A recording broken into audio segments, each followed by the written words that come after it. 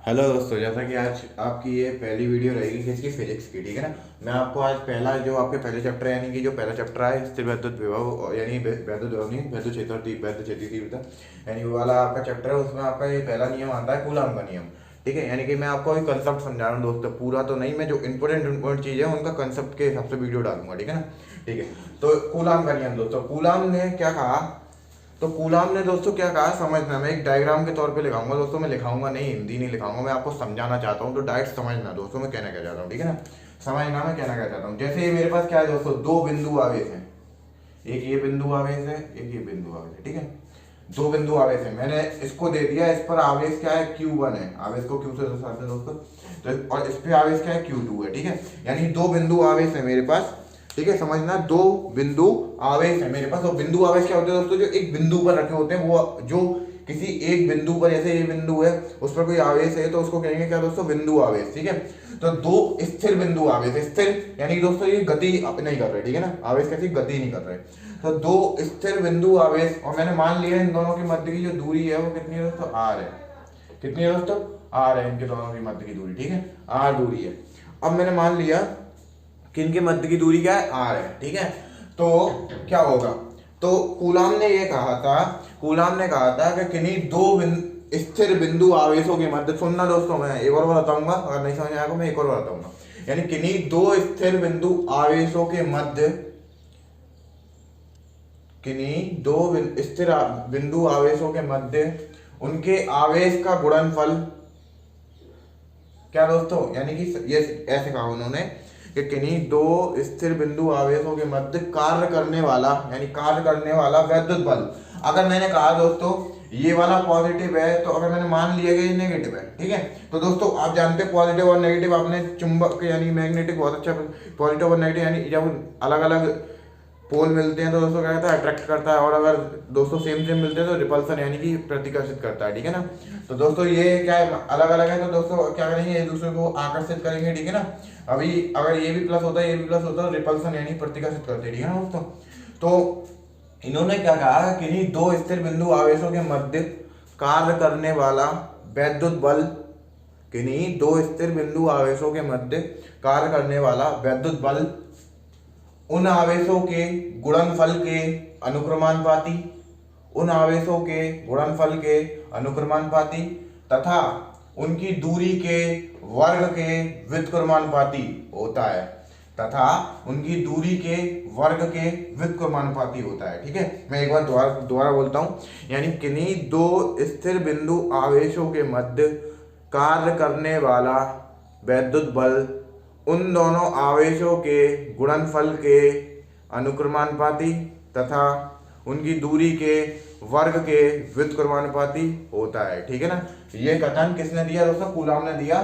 ठीक है, कूलाम ने ये कथन दिया। अब इसको हम प्रूफ कैसे करेंगे, इसका फॉर्मूला कैसे ड्राइव करेंगे, देखो, यानी कि पहले क्या कहा दोस्तों, जो बल है एफ, वो किसके, दोनों आवेशों के गुणनफल के, तो आवेश क्या है दोस्तों, यानी अनुक्रमानुपाती, अनुक्रमानुपाती का ये चिन्ह होता है, तो यानी आवेश क्या है, एक पे Q1 है, Q1 इंटू दोनों Q2। ठीक है, यानी दोनों गुणनफल है ना, क्या बोला दोस्तों, सबसे पहले यानी दो स्थिर बिंदु आवेशों के मध्य कार्य करने वाला वैद्युत बल उन दोनों के गुणनफल के क्या होता है दोस्तों, अनुक्रमानुपाती। ठीक है, इसको इक्वेशन नंबर फर्स्ट। ठीक है ना दोस्तों, ठीक है। और दूसरी बात कि उनकी दूरी के व्युत्क्रमानुपाती, क्या दूरी के वर्ग के व्युत्क्रमानुपाती, तो जीरो चिन्ह ऐसे लगेगा, वर्ग के व्युत्क्रमानुपाती। दोस्तों अगर कहीं पे व्युत्क्रमानुपाती नाम आया था दोस्तों, यानी अपॉन में है, यानी कि अपॉन में है। ठीक है ना, तो क्या हो जाएगा, दूरी के वर्ग के व्युत्क्रमानुपाती, वर्ग दूरी क्या है आर, तो यानी 1/r, और वर्ग क्या हो जाएगा स्क्वायर।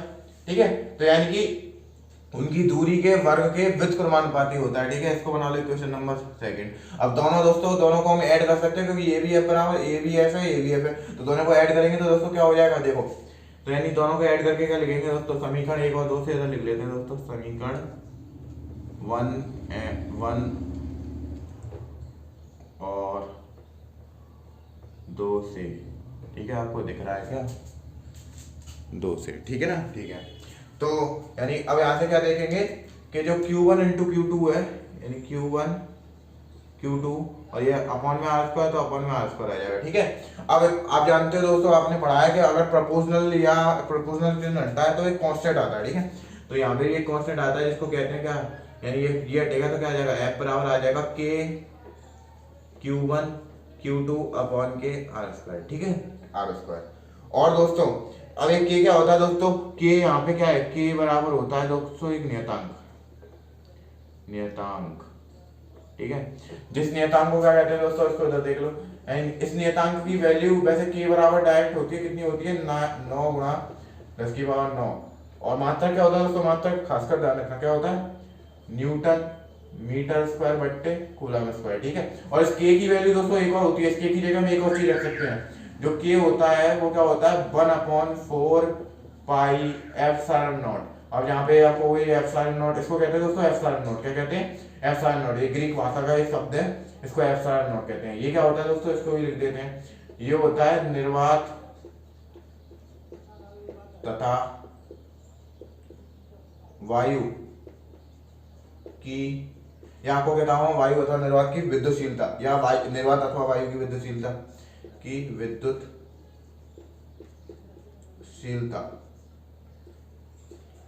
कहते हैं, ठीक है। क्या कहते हैं दोस्तों, एप्सिलॉन नॉट को वायु अथवा निर्वात की विद्युतशीलता। और इसके मान की बात करेंगे तो दोस्तों उसका मान क्या होता है 8.85 गुणा 10 की पावर -12। और इसका मात्रक क्या होता है दोस्तों, इसका मात्रक क्या, newton metre square upon coulomb square. इसका उल्टा कर दो, इसको क्या कर दो दोस्तों, इसका उल्टा। तो दोस्तों एक क्वेश्चन बनाता है, एक ऑब्जेक्टिव में बनाता कि 1/4 एप्सिलॉन नॉट का मात्रक बता दो दोस्तों, ये होता है। और अगर एप्सिलॉन नॉट का मात्रक पूछे तो इसका उल्टा कर दो, यानी एप्सिलॉन नॉट का मात्रक, यानी मात्रक किसका दोस्तों, एप्सिलॉन नॉट का, यानी इसका, ठीक है। क्या हो जाएगा इसका, यानी कूलम स्क्वायर बट्टे न्यूटन मीटर स्क्वायर। अब आप कहोगे दोस्तों कि 9 इतना ही क्यों आया, है ना, इतना ही क्यों आया। तो मैं आपको एक, तो दोस्तों आपका ये होगा कि आप सोच रहे हो ये 9 इतना ही क्यों आया। तो दोस्तों इसमें आप वैल्यू भी रख सकते हो, यानी बकायदा देखो 1 इसको सॉल्व करके देखना दोस्तों, अप्रॉक्सी इतना ही आएगा।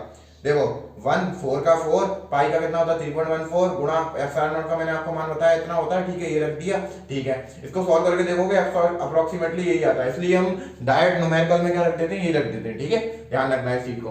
अब बात आती है दोस्तों कि ये जो हम यानी इसी फॉर्मूले को इस प्रकार से भी लिख सकते हैं। अब दोस्तों कभी आपसे पूछ लेंगे इस बल के मध्य, यानी कि आपने एक चीज सोच रहे होगे दोस्तों कि इधर प्लस है इधर माइनस है, तो मैंने माइनस क्यों नहीं लिया फॉर्मूले में, इधर है ना, माइनस क्यों नहीं लिया। तो कूलॉम का नियम ये कहता है दोस्तों, ये चीज पूछ ली भी जाती है प्रैक्टिकल में, आपसे पाए हुए में पूछ सकता है, ठीक है। क्या पूछ सकता है कि दोस्तों ये कूलॉम का नियम होता है, इसमें आवेश का परिमाण लिया जाता है। क्या लिया जाता है दोस्तों, परिमाण लिया जाता है, दिशा नहीं ली जाती।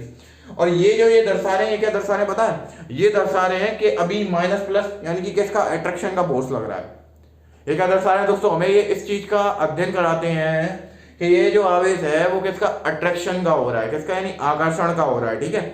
और अगर सपोज यहाँ पे प्लस होता तो किसका होता, पूछ भी सकता है उसकी प्रकृति क्या हो जाएगी, इसकी आकर्षण की, ठीक है, इसकी, अभी इसकी प्रकृति क्या हो जाएगी, आकर्षण की।